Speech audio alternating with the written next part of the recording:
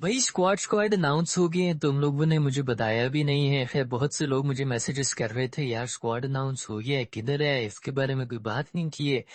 Boxy the king is back, Shaheen is back, Rufi, Naseem, everybody is back. Shaheen की तो वैसे मेरा ख्याल में कहीं ना कहीं थोड़ी सी जरूरत महसूस हुई, उनकी जरूरतें महसूस हुई है कि नहीं हुई है।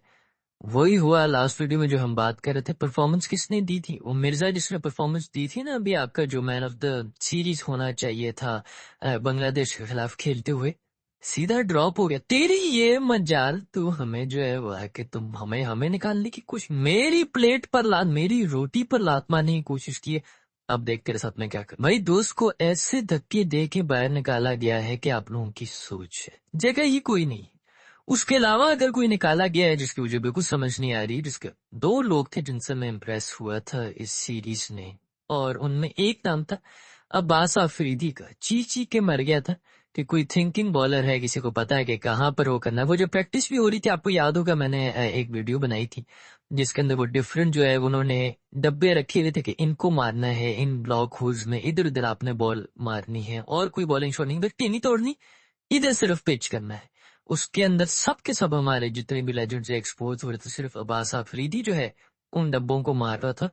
उसको भी साइड पे कर दी, बेटा तेरी ये मजाल, ये इधर असूल ही है। आप अगर ब्रिलियंट है ना, जो भी मेरे दोस्त जो हैं ये वीडियोस देख रहे हैं, कोई भी काम करते हैं, कहीं पे भी जॉब करते हैं, अगर आप बहुत ब्रिलियंट है, आपको निकाल दिया जाएगा दोस्त। आपके खिलाफ ऐसे साजिश हो जाएंगे, आसपास के जितने नालायक लोग होंगे ना वो आपके खिलाफ हो जाएंगे कि भाई ये कहीं हमें एक्सपोज ना कर दे, मतलब इसकी वजह से हम कहीं एक्सपोज ना हो जाए। तो बेटा हमेशा एवरेज ही अपना जो है ना वो इम्प्रेशन रखो, कोई जरूरत ही नहीं ज्यादा ब्रिलियंट होने की भी, चुप करके बस एवरेज, अब आप एवरेज करके चुप करके आराम से चलते रहो ताकि किसी से कोई फटा शट ना हो। अंटेर से अगर आपका दिमाग खराब है या आपको अगर शौक है तो जरूर आप फटे लें। फिर भी ओडीआई टीम के अंदर वापस आ चुके हैं मेरे दोस्त बॉबी।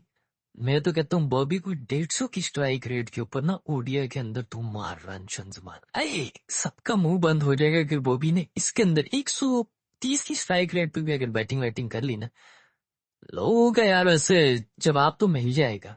चलो देखते ही। मैं हमें थोड़ी बहुत जो है वेस्ट इंडीज की वैसे पिचेस तो अजीब सी होती हैं। अभी पिछले दिन अभी ये जो मेरे हमें को 15-20 के ऊपर ऑल आउट हुए हुए थे टेस्ट मैच के अंदर है, वो पिंक बॉल भी थी। वेस्ट इंडीज का कुछ पता नहीं चलता है किस किस्म की पिचेस होंगी, लेकिन जहाँ पे हमें मैचेस हो रहे हैं वो हल्के फुल्के जो है वो बैटिंग फ्रेंडली तो है। तो मुझे लग रहा है कि बॉबी अगर उसमें कुछ कर ले तो अच्छा है। नसीम मेरा दोस्त आ चुके हैं, नसीम मेरे दोस्त मेरे ख्याल में ओडीआई के अंदर ही है, T20I के स्क्वाड के अंदर वो नहीं है, राइटली सो। उनकी जगह वैसे तो ओडीआई के अंदर भी नहीं बनती थी, वो जो दूसरा लड़का है जिसने भी इतनी परफॉर्म की है उनकी जगह बनती थी। रूफी भाई के बारे में जैसे तो बातें हैं, लेकिन रूफी भाई इंजरी की वजह से गए हुए थे। कोई बात नहीं, स्पीडस्टर, दुनिया का सबसे तेज तरीन बॉल कराने वाला, लोग वेस्ट इंडीज वालों ने पहले ही कंप्लेन कर दी। उन्होंने कह दिया यार हम पैड्स तो पहन लेंगे, हमारी पैड से बॉल लगेगी, हमारी टांगे जो है हेयर लाइन फ्रैक्चर की आदत है।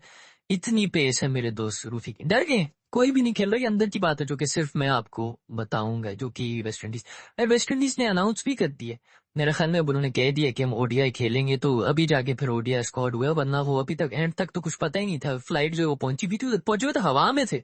आधे से ज्यादा T20I के बंदे थे, उनको वहीं पर जो है बस वो फेरा लगा के वापस बुला दी, क्योंकि अब ओडीआई की टीम भी अनाउंस होगी, ओडीआई के मैचेस हो रहे हैं, तो ओडीआई की टीम भी हमने अनाउंस कर दी। मोस्ट ओबी प्लेयर्स तो पहुंचे हुए हैं वेस्ट इंडीज में, वहां पे ताबड़तोड़ किस्म की उनकी प्रैक्टिसेस चल रही, तो देखेंगे, लुकिंग फॉरवर्ड टू इट के किस किस्म के मैचेस होते हैं, क्या परफॉर्मेंस करते हैं। फिर सलमान मिर्जा जो है वो उसको बाय कर दिया गया है।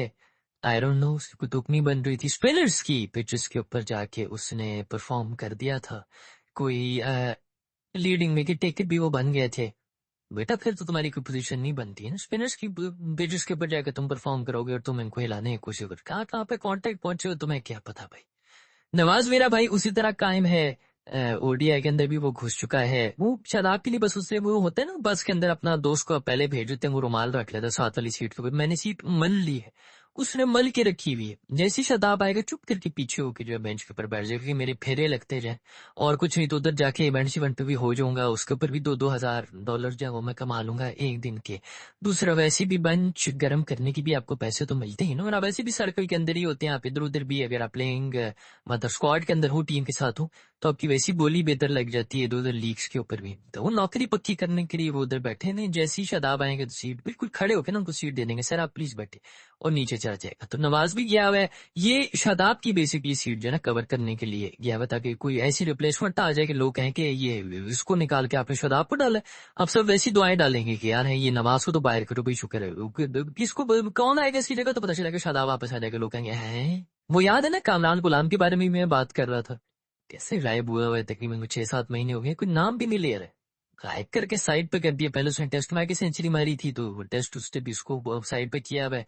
उसके बाद ओडीआई के अंदर भी आके उसको नीचे भेज रहे थे, डिलॉर्डर में भेज रहे थे, उधर भी उसने सेंचुरी मार ली तो उसको भी वहां से भी कटा दी। बिल्कुल कोई नाम शाम कुछ भी नहीं है, अगले साल के प्लान कुछ किसी प्लान में वो नहीं है, बिल्कुल साइड पे हो गए, बाय बाय। खैर भी अब्दुल्ला शफीक वापस आ चुके हैं, अच्छी बात है। मैं ओडीआई के अंदर ही वो वापस आए हैं। अब्दुल्ला शफीक को बिल्कुल टीम में होना चाहिए था, मेरे ख्याल में तो उसको T20 आई के स्क्वाड के अंदर भी होना चाहिए, बस इतना भी नहीं भाई कि हर कोई जो है वो सिर्फ टुल्लर ही आपने रखना है।